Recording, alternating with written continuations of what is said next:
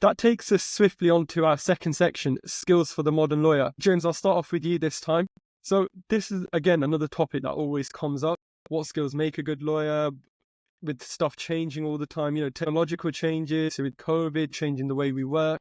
So, and the industry being so competitive itself. So, James, what do you think are the absolute must-have skills in this current field with all the change and stuff that's going on for lawyers to succeed in the future? Yeah.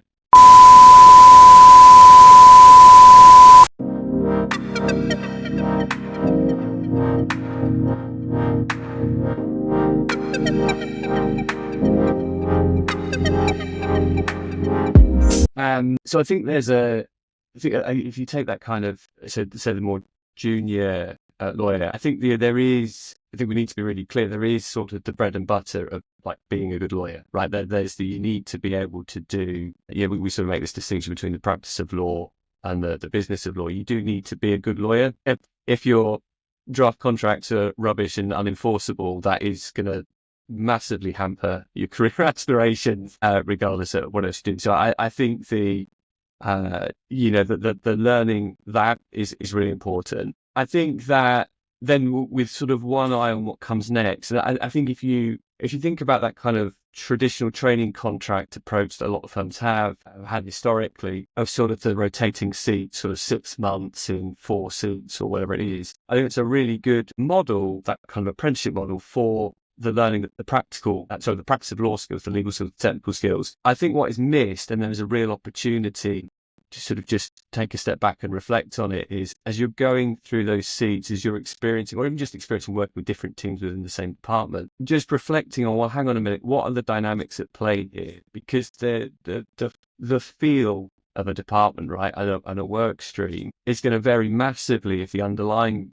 business model is based on, really high rates that we charge our clients, in contrast to the really low rates. But what we do is we have a very high utilization model. We expect the lawyers to work a lot of hours for the firm to make money. There's a massive difference between a practice area that's able to kind of maintain a steady flow of work evenly throughout the year versus, say, more peaks and troughs, say like a transactional, like a corporate M&A or a real estate transactional one, where you kind of have very busy periods and then quiet periods, very busy periods, very quiet periods. And I think once you come out of your training contract and once you kind of land on, this is my practice area, this is my specialism, in summary, it's not as final as I'm going to make it, but that's kind of it, right? You're in for the next 40 years. That's what you're going to be. You're going to be the real estate lawyer, the corporate lawyer. You've got this really, really precious window right now in your careers where structurally you're being shown different parts of the business, and you should absolutely be looking at to work out, well, which area of the law do I want to specialize in, but also what is the business model that I like working in? Like, do I like the adrenaline of those big deals and getting them over the line? And great, like that should be a factor when you're looking to qualification and where you ultimately want to specialize. Do you not? Do you like more of an even stay? You like that you can kind of more predictably know that you can get home at a sensible hour each night or whatever. Then you know what? Maybe don't go into corporate M&A because that's going to be in conflict. I think you've got this really rare opportunity, and I think a lot of trainees miss it because to my first comment, you've got to get good at the practice of law. You over focus on that, and that's absolutely right. But just have a look at what are some of the dynamics that come through here, because it has such a big impact then on your next steps, your next career. And I think those should be factors when you are looking at, well, where do I want to, what do I want to be when I grow up, ultimately? I mean, I'm still trying to answer that question for myself, but you have this really nice period of being able to experiment and try things. And so I think that then starts leaning you into broadening out your skill set away from the practice of law, or in addition to rather than as an either or, instead of into more of those kind of business of law skills. And whether you end up kind of pushing on process or technology or people management or marketing as like a functional business of law type skill set. I think just starting with that awareness of some of these dynamics, I think we sort of said like a cheat code earlier in reference to something else. It's kind of like another cheat code, because I think a lot of people don't do that, and they just end up where they end up, or they over focus on, I want to be a litigator come hell or high water, and they don't work out until 10 years later that fundamentally that business model just doesn't suit their personality, isn't actually what they want. So I think just take that time to just reflect more broadly on your training contracts, those seats, those experiences working for different teams. If you get opportunities to go to clients at Conlon, take them. If you get opportunities to work in other offices, take them. I think go for breadth and then work on the specialism, because that grounding will just enable you to make a much more informed decision. And it will inform then, well, what are the skills that you want to then develop going forward, rather than sort of just ending up on sort of default path, because that's where it ends up. Yeah, definitely. And I think, especially for juniors that are, like you say, rotating through different seats and experiencing different things, just trying to find their feet, I guess, where they really want to be is important. And Darren, for someone who has, let's say, decided that they want to go into a path where they're dealing with high volume work, for example, in a very fast paced environment, what sort of skills would they need? Yeah, I think a lot of it is a mindset rather than particular skills. I often think if you're in a high volume kind of area, you need to have a very methodical sort of process driven mindset. Certainly understanding the technologies that are out there as well is really helpful. Whether that's going down a high volume route or going down any kind of route. I think James has touched on quite nicely the breadth of the skills that you need in any case. If I was starting my career now I don't know what age your listenership is generally, but I guess in their 20s, yeah. So we're talking Gen Z particularly, yeah. I'd be looking at my own career and my own skills and thinking, well, where is this an uneven playing field against the oldies like Darren and James, who weren't digital natives. We didn't have mobile phones and social media growing up. You're a fantastic example of that. Harness this sort of long form podcast format, which, for us in our 40s, 50s, 60s, it's that's not something we've really grown up with. So I think embracing two very different sort of societal trends, one which is, call it the creator economy or the content creator space. I think that is something that most senior established lawyers will think, well, that's got, Mr. Beast has got nothing to do with how I run my practice or how I get new instructions. Probably right in that example, but the principle's still the same. So much of established business development is about a one-on-one relationship driven thing, or taking out, intermediaries and wining and dining them. I know it's changed a little bit over the years, but it's very effective, but it's not scalable. Whereas we look at things like podcasts, social media, LinkedIn, other formats, that's one to many. You could do this could reach hundreds of people, thousands of people, 1 million people. There's zero marginal cost of replication. You can't go and wine and dine 1 million people, not without a serious American Express card behind you.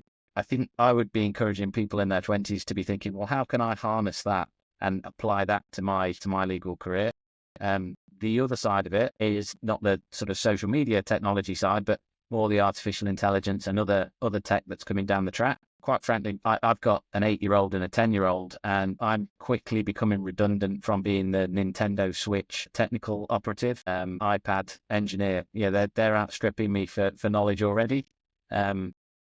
You guys will probably be experts in technology much quicker than people of mine and James's age. So I point those two out because I do think there's a bit of an uneven playing field, and it's probably a counter to what we talked about earlier of, leadership roles tend to come with experience. That's fine, but on the flip side, novel, creative, new ways of disrupting the industry are generally going to come from those people that aren't experienced in the old way of doing things. Yeah, I think that's an amazing sort of link that you make between the leadership and then that sort of skill set. And how with society changing and stuff, it's similar to, I don't know if you've heard of Sam Colling. He's the Cambridgeshire MP and he's one of the youngest ones out there. And he talks about, and he says he feels really confident and comfortable in the position he's in because he brings that new sort of vision that wasn't there with, say, older MPs or people that are of an older age. So yeah, I think I definitely agree with that point. Taking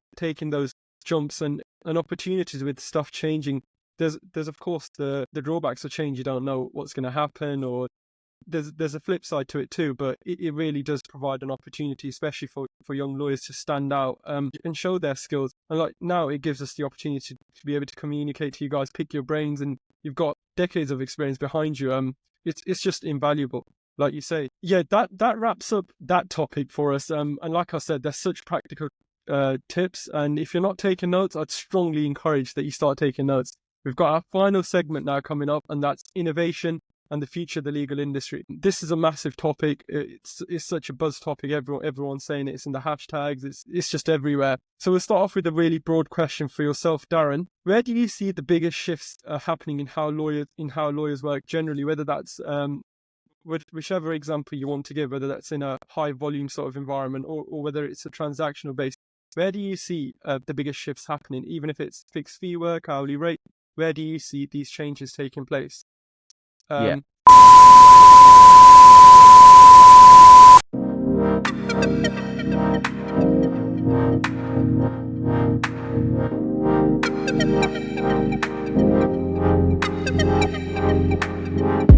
Certainly. So I think it's inevitable that the commercial model of a law firm is going to have to change and evolve more towards fixed fees and value-based fees. You know, with the advent of like meaningful AI technology, and I'm not sure we're quite there yet. I'm maybe slightly behind the hype train for AI, but I think what we will see within the next, I don't know, 1, 3, 5 years time is going to be absolutely staggering if you just look at the rate of technological advancement. So I do see this more as an opportunity than a threat to lawyers. I don't subscribe to the view that robots or AI are going to replace lawyers. I know there's been a lot going around on LinkedIn this week of one particular, I think it was a tweet or a post. So I don't subscribe to that. But what I do think is we will all have extremely powerful tools at our disposal that have the potential to drastically reduce the time it takes to do certain tasks. And when we have a business model that is largely built on the chargeable hour or the billable hour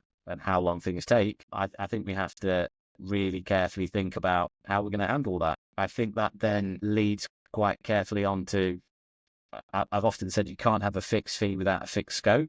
So I think we will see legal services evolve again, and think this will be an evolution rather than a big bang. But I think we'll see an evolution from completely bespoke, one-off, right? What do you need right now? And we'll individually price this, we'll individually pitch it to you, to more solution-based propositions, not necessarily products. But I think things with a defined value proposition, a defined scope, and a defined fee, which isn't based solely on how long it takes or how long we think it's going to take. Those few things alone, I think, are massive, massive shifts for how any of us as professionals, but particularly lawyers, are used to working. So I think that they'll be the biggest shifts. And interestingly, whilst most of those things are driven by technology, they're not technology problems to solve. These are commercial and business skills that are needed to figure out how do you price, how do you scope properly, how do you define a service proposition, and then how do you supercharge it and turbocharge it with some AI under the hood, as the Americans would say. Yeah, absolutely. And James, is there anything you'd like to add to that? Yeah, I think I agree with everything there on the technology and pricing and the business model points. I think it's worth looking at. It's always dangerous, isn't it, making predictions, I think, particularly about the future. You sort of setting yourself up to being wrong at some point. So I think I tend to look at, well, where was the caveat before? I think there's a bit about, I think for me, there's a bit about where is there momentum? Where is there like a structural momentum? And therefore, what's the direction of travel? I think everything that Darren said around technology, I think there's a view that you could say that in itself is momentum, that kind of like everybody's going to be using AI and not using lawyers and all the rest of it. And I share Darren's view. That isn't a view of the world I subscribe to. But I think I think it is an accelerant, or it's gasoline on the fire if we're going with American cars now are we out of the jungle? Are we in the jungle? I don't know. I think one of the big structural trends over the last, however many years, but say 10 years plus, is I think you see increasing complexity, like increasing kind of in complexity within regulatory environments. I think there's someone that I saw said something like every business is a regulated business now. Like it's so hard to do anything without coming up against some kind of compliance requirement, regulatory requirement, legal requirement. I think there is perhaps a bit of a shifting and a turning over the last few years away from globalization, away from harmonization towards more balkanization of standards. So this fragmentation of regulatory environments. So particularly if you're a global company, there are probably more regulations in your domestic market. And then also in every other overseas market as well, there's increasingly, you've got to comply with 6 different regulatory regimes. So that, to my mind, is increasing, particularly in that B2B space. But I think, I think there are parallels in the B2C space as well. So business to business and business to consumer. Surely that just means there's just like loads of legal work out there, right? Like that, and I think that trend is only going on. There has to be more and more work. But I think what you look at, if you look at some of the structural changes within the legal market, I think what you see over the last, again, say 5-10 years, I think you see that demand growing. You see kind of law firm revenues going up. You see kind of endless cycle of revenues are up, and NQ salaries are up, and everything is up and up and up. But I think one of the less detected trends is what is up even more is the extent to which in-house legal teams are hiring and taking working, and the growth of ALSP. So, sorry, just throwing acronyms in casually now. Alternative legal services providers. So what you have is this dynamic where I think the overall demand for legal services is growing, and I think probably faster than the ability to produce new lawyers and train them and bring them up to speed. You have an increasing demand from in-house counsel that are looking to staff that themselves. And that's with both traditional qualified solicitors, qualified lawyers, but then it's also with sort of the expansion, things like legal ops roles, and whether that's kind of LPM type skill sets and project management, or it's the tech enablement roles. You just have this big growing thing. And I think that for me, that the AI piece is the kind of the little bit of gasoline to throw into that fire of, well, how is that playing into that dynamic? And I think you're going to see that work its way through with that. I think to just cope with the regulatory environment, that expansion of the work available, you've got to just approach that in a different way. And I think that trickles all the way back down into just look at all the way back to what Darren said about that kind of creator economy and all the rest of it. Just don't think the answer to that fundamental structural long-term problem is you're not going to wine and dine 3 people and one of them might give me some legal work. Like that just can't be the answer to that problem. And the answer might be, well, let's just stuff it all through ChatGPT and just see what comes out the other end. That also doesn't feel like a great answer. But I think to me, that's the big long-term structural change dynamic that's going on. I don't know where all of those chips land at the end of it all, but I think it's a really, really interesting and really exciting time to be coming into the profession and seeing how those dynamics play out. And again, I'd echo Darren's point. I think lean into the skills and experience that you do have coming into the profession rather than by default trying to replicate what's gone before.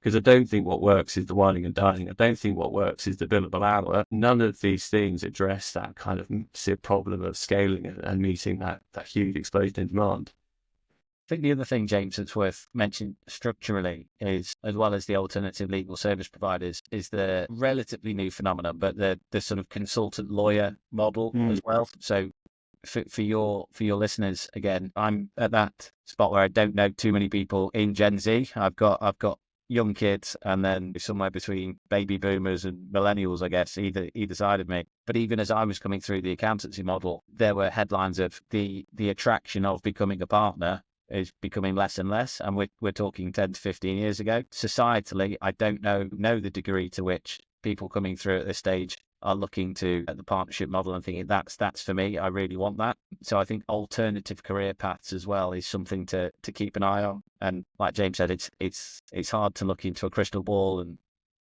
set yourself up for a fall. But I think the trend will probably be towards more flexibility than less flexibility as the years tick by, which is great for your listeners. The start point is still the same though. All of this is pretty meaningless without that deep technical expertise of being a great lawyer. Everything else is the packaging and the positioning around it, but the fundamentals are you have to be great at the practice of law first. Yeah, absolutely. And I think you guys opened my eyes, and also I'm sure our listeners too, the fact that we often just talk about these buzzwords like ChatGPT and stuff. I told myself I wasn't going to say it ahead this episode, but here I've said it. These changes and these tech changes, they're still bringing about regulatory reforms, regulatory changes, and that's opening more markets and even more opportunities. James touched upon legal engineer roles, and you often hear innovation lawyers and these new departments coming within legal firms. And again, they're all different career paths that junior lawyers can look towards, and we're really lucky to have that opportunity because it's only coming about with this change, and that's another lens you can look at the change with.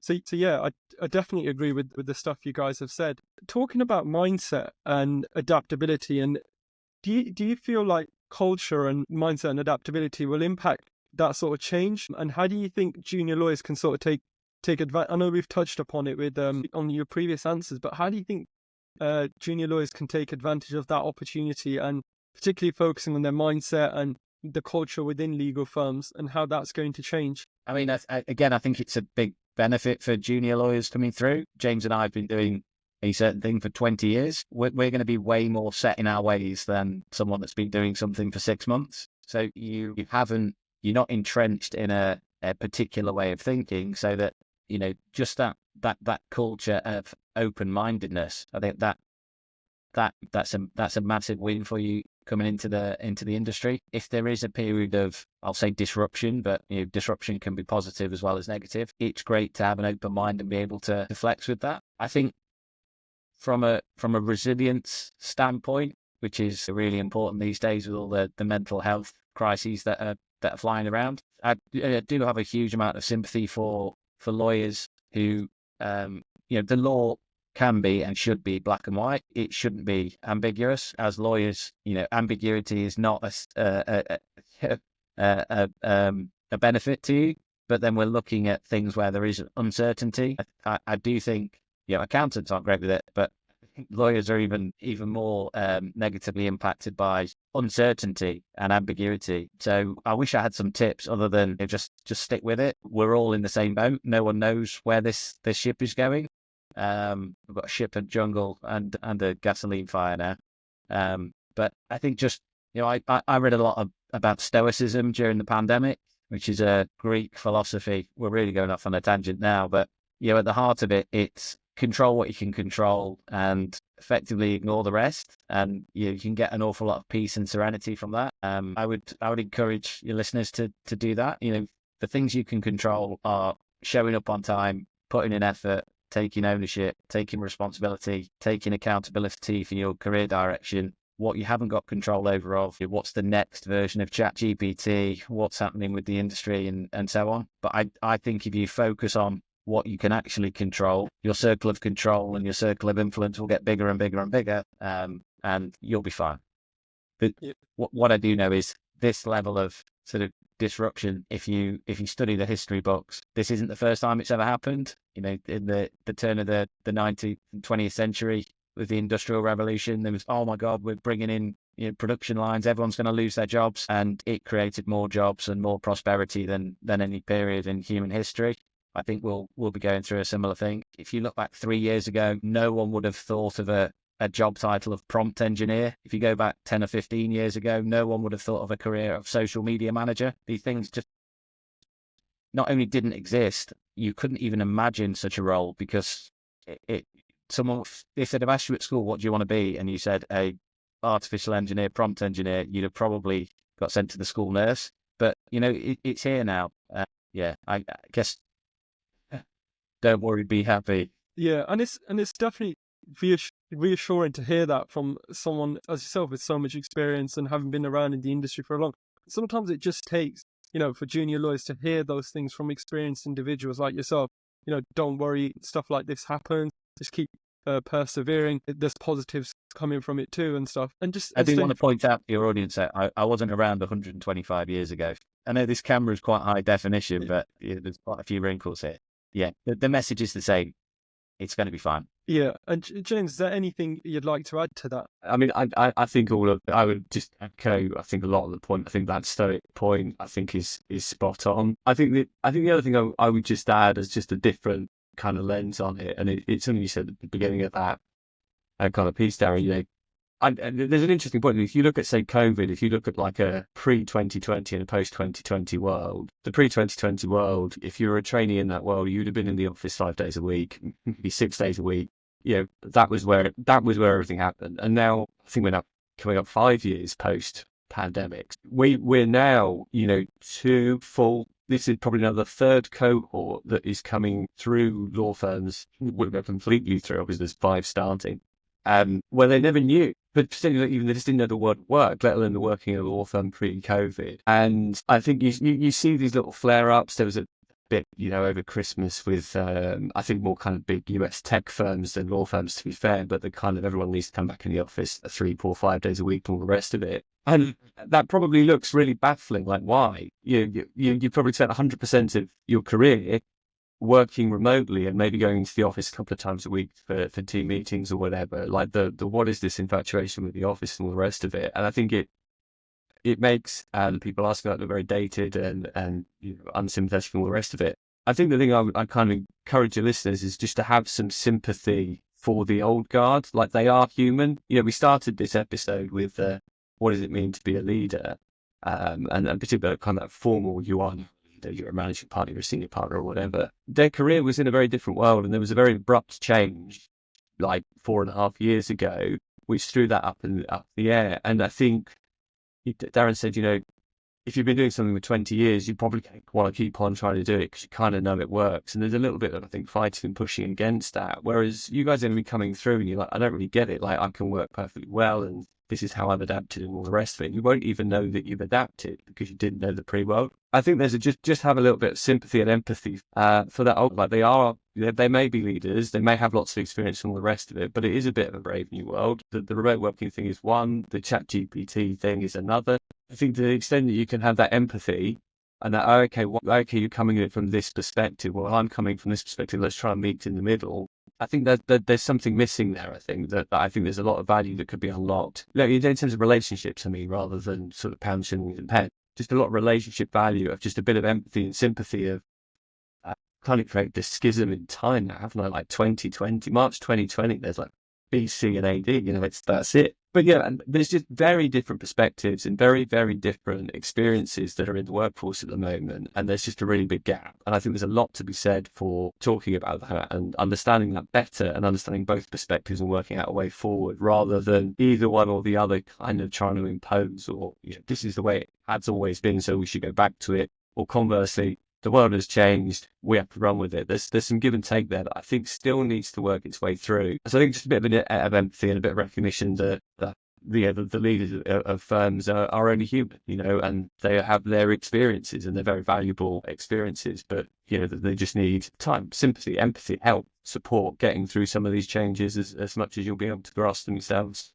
Yeah, absolutely. And I think everyone's going through that same sort of change and everyone has different sort of challenges and problems, and those core skills of empathy and understanding are really going to benefit you as your character, not only your character, but also your career as a whole. What type of person you are. Are you someone that other people are able to work around? Are you someone that people are able to share their problems with? So yeah, definitely, I agree with that. And that sums up that segment really nicely. But before we wrap this podcast up, is there one final piece of advice you'd like to leave our listeners as they navigate their careers in the legal landscape? And if we can start off with you, Darren, this time. Yeah, gosh, a lot of pressure on one piece of advice. Considering this was your advice, it's about this.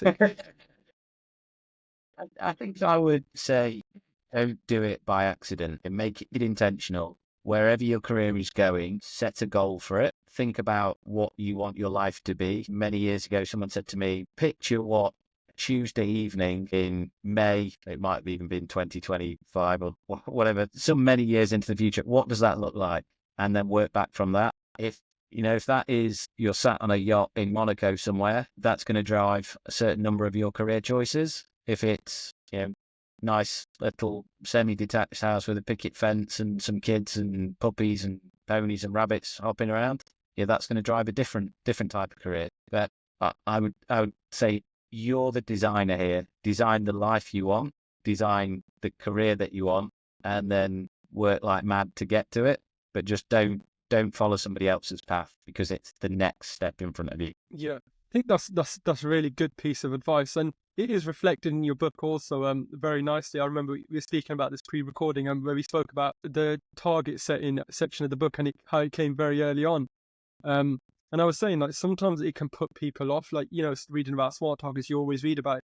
But I stuck with it and I read through the book, and you realize when you set your targets at the start, it gives you that context and that environment for which everything else falls in place for. If you don't have that sort of goal of where you want to be, everything else you sort of learn is all muddled and all over the place. So yeah, I think that's really important, and it's a really good piece of advice. And if I can possibly give a shameless plug to the book, I forget how many chapters are in it, but say there's 12 chapters, 11 chapters are about how do you achieve it. But without doing that first one of what is it you want to achieve, it's sort of meaningless. If I just started shouting at you and said, quick, go to the shops now, get me the thing, you're like, well, what do you want? What do you want me to get? And I haven't told you, then there's just going to be a lot of flapping around and running around in circles. If you know what you want, it's really easy to come up with a plan, a strategy, and tactics to achieve it. So yeah, that'd be my advice. Absolutely. And James, what would your advice be? Well, I don't think I've got anything better than that. I think I would frame it as that start with the end in mind, and the what do you like, have some intentionality over it. What do you want to be when you grow up? Like, there was a flippant remark earlier, but actually it's really important. And then work back from that and get to that. I think it's really easy. I think you referred to it as like that kind of default path or someone else's path. I think it's really easy to sort of just wake up and realize you're somewhere you didn't mean to be. And because I think particularly in legal, right, you have these kind of big milestones. You're potentially deciding at like 15, 16, I'm going to do these A levels, to do this law degree at this university, to get this thing, to go into this summer program, to go into this training contract, and to qualify into this practice area. I'm not saying you've identified what all of those decisions are. I think that the point is each time you kind of the next decision, and you may well end up as like a partner of a, whatever practice in a City of London law firm, and good for you, that looks like a success. But I think you can almost sleepwalk through that, because at each stage, the next decision is, I'll go do my training contract, and then, I'll qualify into this seat, and I want to work at a good firm, so I'll work at whatever we think a good firm is, and so on and so on. I think you've got to just have a little bit, I guess, like self-awareness, and that ability to just pause every now and then and just take stock and check in with yourself and say, I've started, but what is the end? And that end could change. You can change your mind. You want different things in life. But I think just make it deliberate. Don't just end up there because, it was the next thing. It was the next obvious thing to do. I didn't really think about it, and I fell into it. And I woke up in my mid-40s in a job that I realised I didn't really like for the last 20 years. Like, try not to do that. I think, just be intense about it. Start with the end in mind, I think is really key. And really key, I think, for your audience at the point they are in their careers. It's just so easy to fall into that default path, someone else's path. Yeah, definitely. And I agree with that. And I think that's a really important piece of advice. And you've heard, and our listeners have heard it come from yourselves, who, like I've said many times on this episode, who come from such an experienced background. And it's generally been just such an amazing discussion. And I think you've given our listeners a lot to think about. And even myself, there's just been so many invaluable pieces of advice. So yeah, thank you again, guys, for joining this episode and sharing your thoughts and giving all these tips and tricks to help us navigate our legal careers. I'm sure you're going to benefit lots of junior lawyers. And Darren, I hope you find yourself befriending more Gen Zs like myself. Yeah, thank you very much, guys. Cheers. Thanks so much. All the very best of luck. Appreciate it. Thank